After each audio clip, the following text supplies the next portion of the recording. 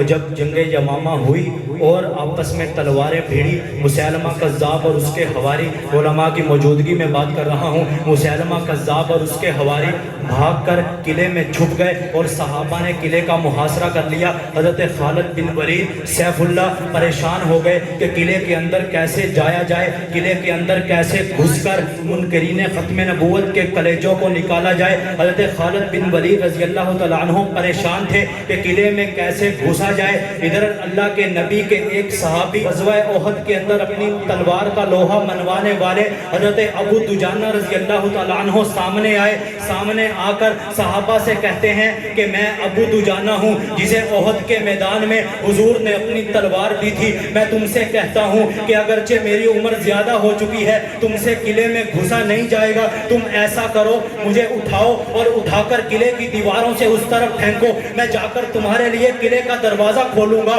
اور تم منکرین ختم نبوت کے کلیجوں پہ وار کر دینا۔ ادھر حضرت ابو دجانہ کا یہ کہنا تھا، صحابہ پریشان ہو گئے، انہیں پتا ہے کہ میں قلعے کے اندر جاؤں گا، میرا واپس بچ کے آنا محال ہے، میں واپس بچ کے آ نہیں سکتا۔ صحابہ نے ان کے اصرار پر حضرت ابو دجانہ کو ڈھالوں پر بٹھایا اور بٹھا کر قلعے کے اوپر پھینکا۔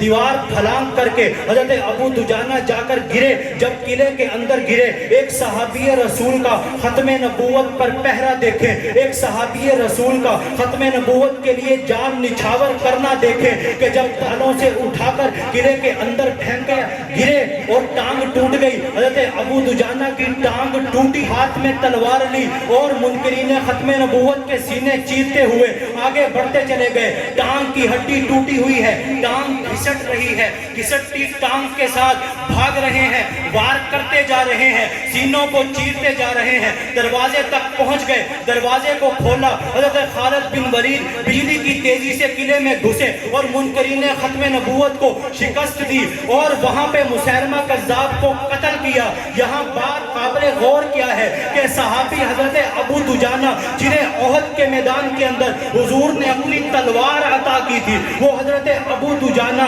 وہ اتنی ضعیفی کی عمر کے اندر قلعے کی دیوار پھلانگ کر منکرین ختم نبوت کے سینے چاک کر کے قیامت